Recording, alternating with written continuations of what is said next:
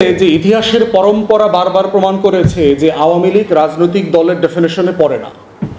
সে হচ্ছে একটা national security threat. আমরা বিভিন্ন রাজনীতি করি, এখানে বিভিন্ন রাজনৈতিক দলে আছি, কিন্তু আজাদির প্রশ্নে, স্বাধীনতার প্রশ্নে, সার্বভৌমত্বের প্রশ্নে, আত্মমর্যাদার প্রশ্নে, জাতীয় স্বার্থের প্রশ্নে, আমার ফরেন পলিসি, আমার defence policy, there is no difference of opinion. There can be no difference of opinion.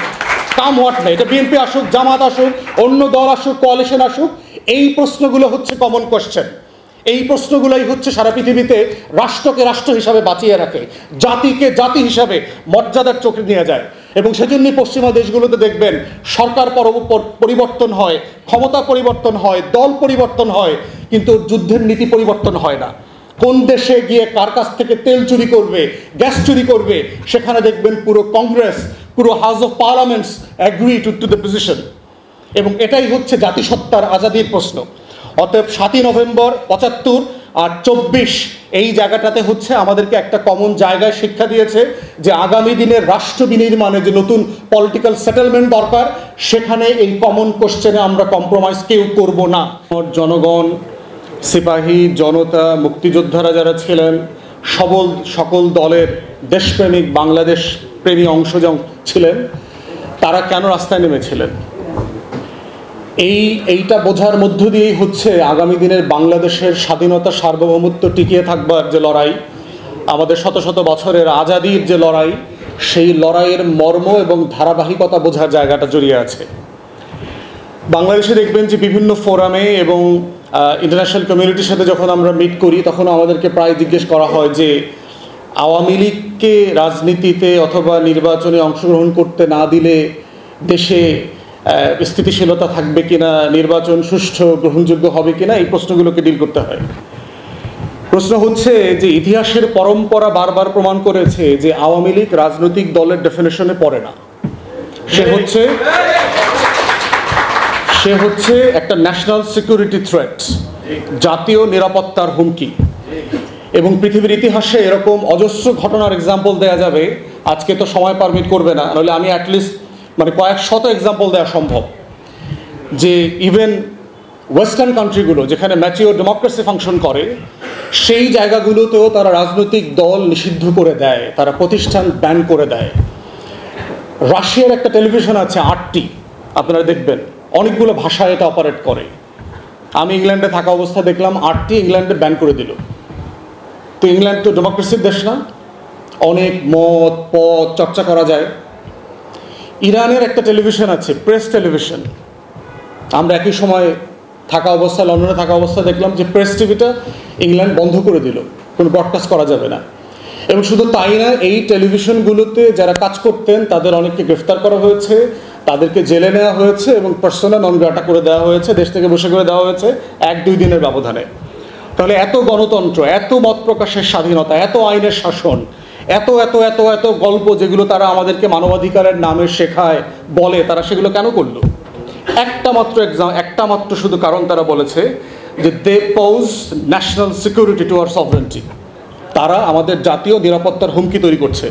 কারণ এই টেলিভিশনগুলোতে যারা কাজ করছে, যারা চাকরি করছে, তারা সাংবাদিকতার কাভারে আসলে ওই সকল দেশের এজেন্সির লোক। এবং এটা খুব কমন প্র্যাকটিস, সারা দুনিয়াতে আছে। এখানে আকবর ভাই আছেন, উনি এইগুলো খুব ভালো জানেন, স্ট্র্যাটেজিক যে জায়গাগুলো আছে, যে কিভাবে এজেন্সি সাংবাদিকতা আড়ালে এমবেডেড কাজটা করে বিভিন্ন দেশে। তো ঠিক একই বাস্তবতায় আওয়ামী লীগের জন্ম হচ্ছে আজন্ম পাপ এবং আমাদের নিরাপত্তার হুমকি। ওর জন্ম কিন্তু পলাশী দিবসে, বারবার বলেছি, দেশবাসীকে বুঝতে হবে। এবং এটা কাকতালীয় হইতে পারে, বাট দিন শেষে 1949 সালের 23শে জুন পলাশী দিবসে তার জন্ম। তো ওর জন্মটাই হচ্ছে আজন্ম পাপ, যে ওর জন্মটাই হচ্ছে একটা প্রতিবন্ধত্ব নিয়ে জন্মাইছে, যে ও শুধুমাত্র বাংলাদেশের স্বাধীনতা, সার্বভৌমত্বের ক্ষতি করবে, এই ক্ষতি করার মধ্য দিয়ে সে বেঁচে থাকবে। এটাই তার ব্লাড ফ্লো, এটাই তার ব্লাড সার্কুলেশন তৈরি করে, এটাই তার পলিটিক্যাল ডায়ালিসিস। এটাই যে কিডনি নষ্ট হলে ডায়ালিসিস করতে হয় না, দূষিত রক্তকে শোধন করে আবার পরিশুদ্ধ করে। আওয়ামী লীগের পলিটিক্যাল ডায়ালিসিসের প্রসেস হচ্ছে যে বাংলাদেশের স্বাধীনতা, সার্বভৌমত্বকে ধ্বংস করে দিল্লির গোলামি কায়েম করবার মধ্য দিয়ে তার রাজনীতি এবং তার রাষ্ট্র কাঠামো গঠন করা। এবং এইটা বোঝার মধ্য দিয়ে হচ্ছে আমার মাটির, আমার জমিনের আজাদির লড়াই, এটা বুঝতে হবে। এবং এই ফ্রেমটা ধরলেই বোঝা যাবে যে ইন্ডিয়ান হেজিমনি কীভাবে ওয়ার্ক করে। এবং ইন্ডিয়ান হেজিমনির ওয়ার্কের দুইটা মোটা দাগের জায়গা আছে। একটা জায়গা হচ্ছে তার পলিটিক্যাল হেজিমনি, দিল্লির পলিটিক্যাল হেজিমনির একটা জায়গা আছে। আর দ্বিতীয়ত হচ্ছে তার কালচারাল হেজিমনি, তার কলকাতা কেন্দ্রিক যে নাচ গান কবিতা সাহিত্য, রবীন্দ্রনাথ ঠাকুর, তার যে চর্চা কেন্দ্রগুলো আছে, তার বলিউড আছে, এই কালচারাল ফ্রেমের মধ্য দিয়ে সেই কালচারাল হেজিমনি যেটা কায়েম করে। এখন তার দিল্লির পলিটিক্যাল হেজিমনিটা কীভাবে ওয়ার্ক করে? যে কোনো রাষ্ট্রের অন্য রাষ্ট্রে ইন্টারফেয়ার করবার সবচেয়ে বড় স্ট্রংগেস্ট ফর্ম হচ্ছে ওই দেশের রাজনৈতিক দলগুলোর ভিতরে তার স্বার্থ চর্চা করবার সুযোগ করতে দেয়া। এবং বাংলাদেশের ইতিহাস সাক্ষী বরংবার প্রমাণিত হয়েছে, পরম্পরায় আমরা দেখেছি বারবার যে কিভাবে আওয়ামী লীগের মধ্য দিয়ে দিল্লি তার পারপাস সার্ভ করেছে।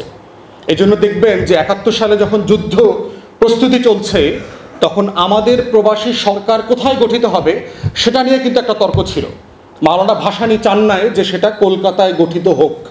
মাওলানা ভাসানী বারবার বলেছেন বাংলাদেশের সবচেয়ে বড় প্রবাসী কমিউনিটি হচ্ছে লন্ডনে, আমাদের স্বাধীনতার সরকার, প্রবাসী সরকার লন্ডনে হওয়াটা আমাদের জন্য নিরাপদ। এবং একইভাবে আমরা ওখান থেকে ফান্ড রেজ করতে পারবো এবং ইন্টারন্যাশনাল যে সাপোর্ট দরকার সেটা আমরা পাবো।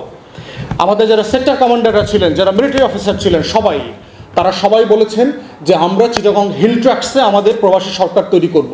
গহীন জঙ্গল আছে, আমাদের আর্মস যেটা দরকার হবে আমরা বিভিন্ন জায়গা থেকে আর্মস ক্যারি করতে পারবো এবং এই সুযোগটা কাজে লাগায় আমাদের সভারেন্টির যে ফাইট সেটা করা যাবে।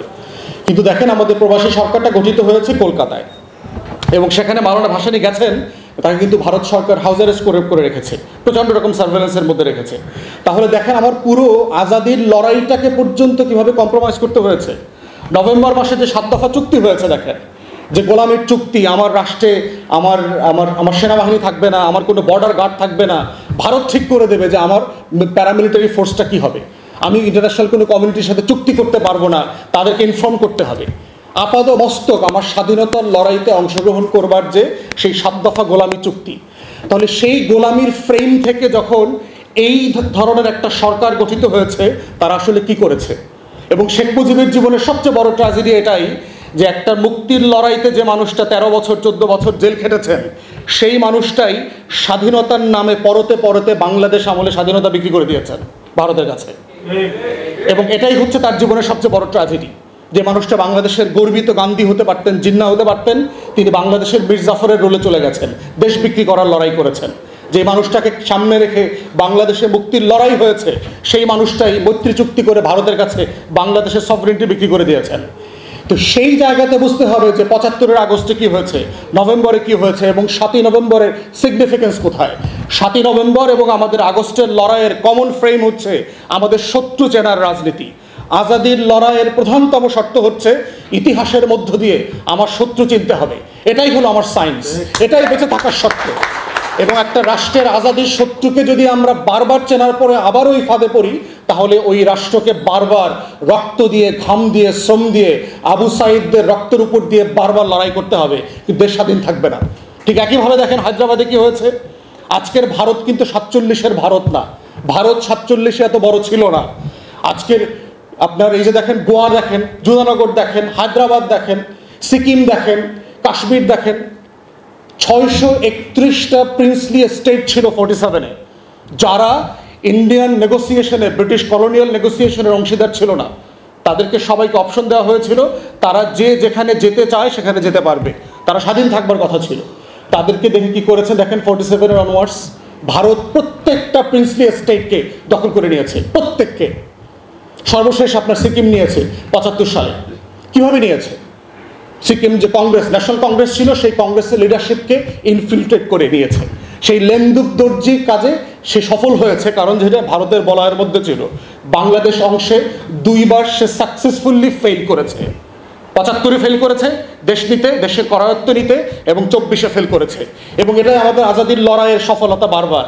এবং বাংলাদেশের এই মাটির বিজয়ের ইতিহাস শত শত বছরের ইতিহাস। 13th সেঞ্চুরিতেও এই উত্তর অঞ্চলে দিনাজপুরে যখন মোগল এম্পায়ার আসছিল, আমাদের বাংলা শাসকরা তাকে যুদ্ধে পরাজিত করেছে এবং চুক্তি করে, সন্ধি চুক্তি করে দিল্লিতে ফেরত পাঠাইছে। অতএব আমাদের বোঝার যেমন জায়গা আছে যে আমার মুক্তির লড়াইয়ের শত্রু কারা, দিল্লিকেও বুঝতে হবে যে we are not for sale. আমরা বানের পানিতে ভাইসে আসি নাই। আমাদের লড়াইয়ের হাজার বছরের এক্সাম্পল আছে। আমাদের হাজার হাজার শহীদরা জীবিত আকারে এই মাটিতে চড়ে বেড়ায় শুধুমাত্র সার্বভৌমত্বের জন্য জীবন দেবে বলে। অতএব সেই জায়গাতে ৭৫ এবং ২৪-এর অমিলের জায়গাটা হচ্ছে এইখানে, যে আজাদের শত্রু একইভাবে প্রমাণিত হয়েছে। শেখ মুজিব, শেখ পরিবার, আওয়ামী লীগ, দিল্লির গোলামরা পরাজিত হয়েছে এবং প্রেসিডেন্ট জিয়াউর রহমানের মতো এরকম আরও যারা শহীদ হয়েছেন সেই রকম আজাদির পক্ষের মানুষরা এসে তখন দায়িত্ব নিয়েছেন। ঠিক একইভাবে ২৪-এ আওয়ামী লীগ, শেখ পরিবার, শেখ হাসিনা, দিল্লি পরাজিত হয়েছে। ঠিক একইভাবে আবার এই বাংলাদেশপন্থী আপামর জনতা বিজয়ী হয়েছে। এটাই আমাদের আজাদির লড়াইয়ের সিমিলারিটি, কন্ট্রাস্টের জায়গাটা আর কি। এবং ফিউচারের জন্য এটা মাথায় রাখতে হবে আমাদেরকে এবং আমাদের শত্রুদেরকে, যে আগামী দিনগুলোতে আমার এই মুক্তির লড়াইতে কারা সবচেয়ে বড় বাধা হয়ে আসতে পারে, সেই ড্যামগুলোকে আইডেন্টিফাই করতে হবে এবং ভেঙে দেওয়ার জন্য প্রস্তুতি নিতে হবে। প্রশ্ন হচ্ছে, আমরা বিভিন্ন রাজনীতি করি, এখানে বিভিন্ন রাজনৈতিক দলে আছি, কিন্তু আজাদির প্রশ্নে, স্বাধীনতার প্রশ্নে, সার্বভৌমত্বের প্রশ্নে, আত্মমর্যাদার প্রশ্নে, জাতীয় স্বার্থের প্রশ্নে, আমার ফরেন পলিসি, আমার defence policy, there is no difference of opinion. There can be no difference of opinion.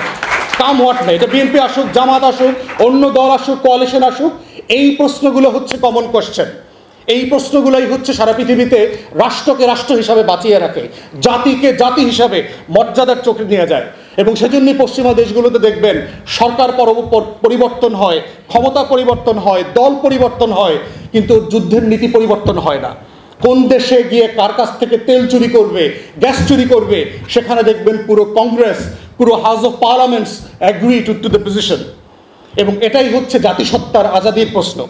অতএব ৭ই নভেম্বর ৭৫ আর ২৪ এই জায়গাটাতে হচ্ছে আমাদেরকে একটা কমন জায়গায় শিক্ষা দিয়েছে যে আগামী দিনের রাষ্ট্র বিনির্মাণে যে নতুন পলিটিক্যাল সেটেলমেন্ট দরকার, সেখানে এই কমন কোশ্চেনে আমরা কম্প্রোমাইজ কেউ করব না। এর বাইরে হলো পলিটিক্স। আমার হেলথ পলিসি কী হবে, এখানে ডিফারেন্স অফ ওপিনিয়ন থাকবে। আমার এডুকেশন পলিসি কী হবে, এখানে ডিফারেন্স অফ ওপিনিয়ন থাকবে। কে কোথায় নির্বাচন করবে না, এখানে ডিফারেন্স অফ ওপিনিয়ন থাকবে। জুলাই সনদ নিয়ে ১০০ ওপিনিয়ন থাকতে পারে, কোনো সমস্যা নাই। কিন্তু এই কমন মোটা দাগের প্রশ্নই হচ্ছে আগামী দিনের ৭ই নভেম্বরের, আগস্ট বিপ্লবের, ২৪-এর এবং ৭৫-এর মুক্তির লড়াইয়ের বার্তা। সবাইকে অসংখ্য ধন্যবাদ। আসসালামু আলাইকুম।